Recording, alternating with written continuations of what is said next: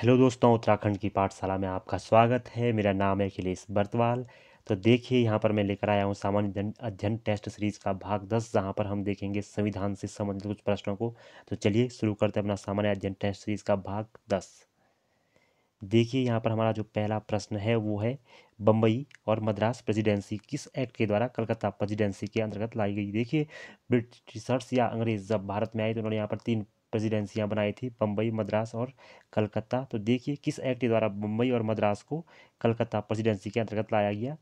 तो इसका जो सही आंसर है वो है, देखिए, 1773 का जो भारत जो एक्ट था, रेगुलेटिंग एक्ट जिसको हम कहते हैं, 1773 का रेगुलेटिंग एक्ट, उसके अंतर्गत बम्बई और मद्रास प्रेसिडेंसी को कलकत्ता प्रेसिडेंसी के अंतर्गत लाया गया, अर्थात सर्वोच्च जो था पद उसके बाद वो बंगाल के गवर्नर का था। अगला प्रश्न, एक्ट ऑफ सेटलमेंट कब आया या किसे कहा जाता है एक्ट ऑफ सेटलमेंट। तो इसका जो सही आंसर है इन चारों में से, देखिए, यहाँ पर जो एक्ट ऑफ सेटलमेंट है वो आया था 1781 में। एक्ट ऑफ सेटलमेंट इसे इसलिए कहते हैं क्योंकि जो भी कमियां थी रेगुलेटिंग एक्ट में, रेगुलेटिंग जो एक्ट था 1773 का, उसमें जितनी भी कमियां थी उन कमियों को दूर करने के लिए 1781 में एक्ट ऑफ सेटलमेंट लाई थी कंपनी। अगला प्रश्न, भारत में प्रथम बार किस एक्ट के द्वारा द्वैध शासन की शुरुआत हुई। तो देखिए, भारत में जो द्वैध शासन मतलब डबल डबल जो शासन हुआ था उसकी शुरुआत कब से हुई थी, जो पहली बार। तो इसका जो सही आंसर है वो है 1784। देखिए, 1784 में आया था पिट्स इंडिया एक्ट। पिट्स जो थे ब्रिटिश पीएम, तो उनका जो ये एक्ट था, इसी के द्वारा द्वैध शासन की शुरुआत हुई। वो कैसे, तो देखिए, इससे पहले भारत में जो शासन कर रहा था वो कर रही थी कोर्ट ऑफ डायरेक्टर्स, मतलब कंपनी के लोग जो व्यापार पर काम कर रहे थे वही शासन भी कर रहे थे, राजनीतिक मामलों की देखभाल भी वही कर रहे थे। लेकिन इसके बाद ब्रिटिश सरकार ने यहाँ पर एक बोर्ड ऑफ कंट्रोल की स्थापना की जिसका काम था राजनीति की ओर ध्यान देना। अगला प्रश्न, किस एक्ट के द्वारा ईस्ट इंडिया कंपनी का व्यापार पर एकाधिकार भारत में समाप्त हुआ। तो देखिए, व्यापार ब्रिटिश क्राउन से उन्हें व्यापार करने की स्वतंत्रता मिली थी कंपनी को कुछ वर्षों के लिए। तो किस एक्ट द्वारा ये खत्म किया गया, तो 1813 में एकाधिकार खत्म कर दिया गया। इसके बाद अन्य कंपनियों को भी मौका मिला भारत में व्यापार करने का। तो 1813 का जो अधिनियम था, यहाँ पर व्यापार पर एकाधिकार समाप्त किया, लेकिन व्यापार करने की स्वतंत्रता दी गई, 20 वर्ष के लिए और बढ़ा दिया गया।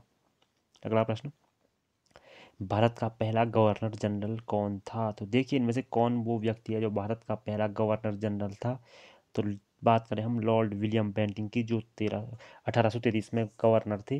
तो इन्हें इसी एक्ट के द्वारा 1833 के जो एक्ट था उसके द्वारा ही माना गया भारत का पहला गवर्नर जनरल। अगर बात करें हम बंगाल के पहले गवर्नर जनरल की, तो वो थे वारेन हेस्टिंग। और 1833 में कहा गया कि जो बंगाल का गवर्नर जनरल है वही भारत का गवर्नर जनरल माना जाएगा।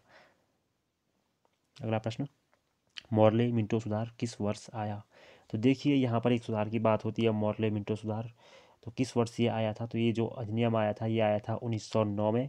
देखिए, 1909 का जो ये अधिनियम था इसको लाए थे मॉर्ले और मिंटो। मॉर्ले की अगर हम बात करें तो ये थे ब्रिटिश पीएम, ब्रिटिश सरकार में भारत मंत्री, और जो मिंटो थे वो थे भारत के गवर्नर।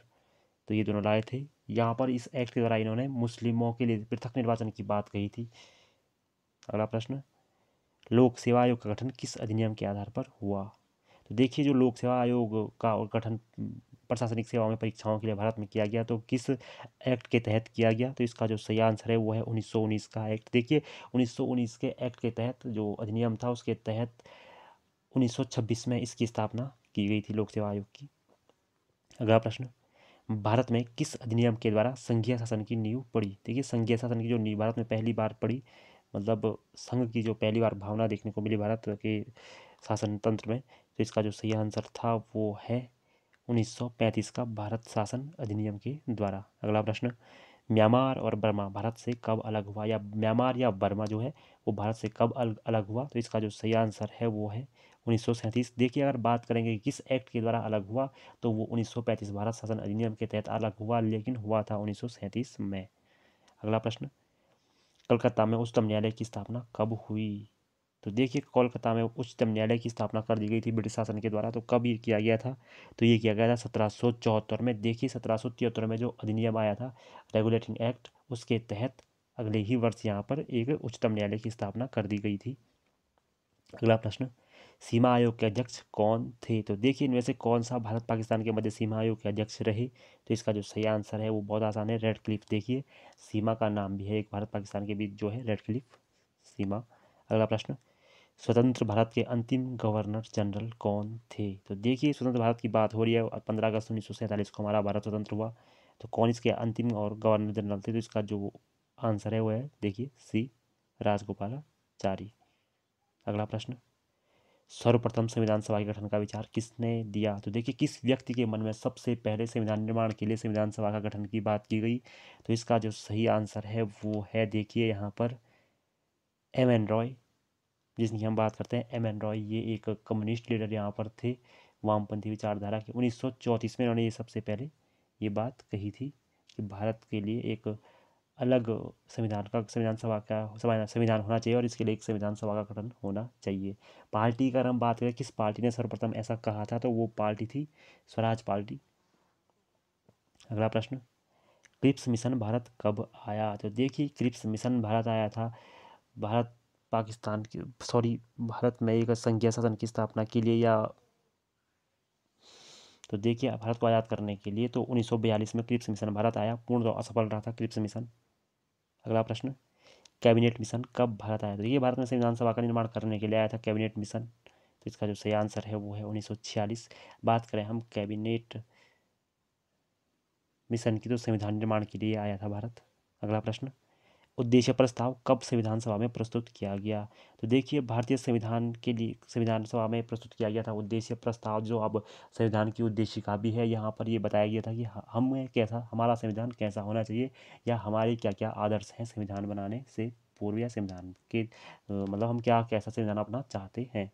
तो देखिए 13 अगस्त 1946, 13 दिसंबर 1946। तो इसका जो सही आंसर है वो है 13 दिसंबर 1946 को रखा था उद्देश्य प्रस्ताव जवाहरलाल नेहरू ने संविधान सभा में।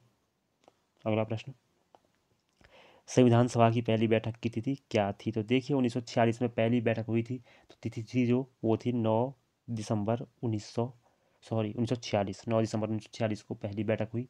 इसके अध्यक्ष और स्थायी अध्यक्ष यहाँ पर बनाए गए थे सच्चिदानंद सिन्हा को। अगला प्रश्न, प्रारूप समिति के अध्यक्ष कौन थे? जो संविधान की जो प्रारूप समिति है, जो ढांचा समिति जिसका ढांचा तैयार किया था संविधान का, वो किया था डॉक्टर भीमराव अंबेडकर ने। तो इसीलिए यही थे संविधान सभा के प्रारूप समिति के अध्यक्ष। अगला प्रश्न, बात करें प्रारूप समिति के सदस्यों की, तो वहाँ पर 7 सदस्य थे। देखिए भारतीय संविधान में कितने भाग हैं? तो कितने भागों में भारतीय संविधान को विभक्त किया गया है, विभाजित किया गया है? तो इसका जो सही आंसर है वो है 22 भागों में भारतीय संविधान को बांटा गया है। अगला प्रश्न और अंतिम या आज का प्रश्न, भारतीय संविधान में कितने अनुच्छेद हैं? तो कितने अनुच्छेद थे या हैं भारतीय संविधान में? तो इसका जो सही आंसर है वो है 395। देखिए 22 भागों में 395 अनुच्छेदों में भारतीय संविधान को बांटा गया था। तो देखिए दोस्तों, ऐसे आज के हमारे प्रश्न जुड़े रहिए। धन्यवाद।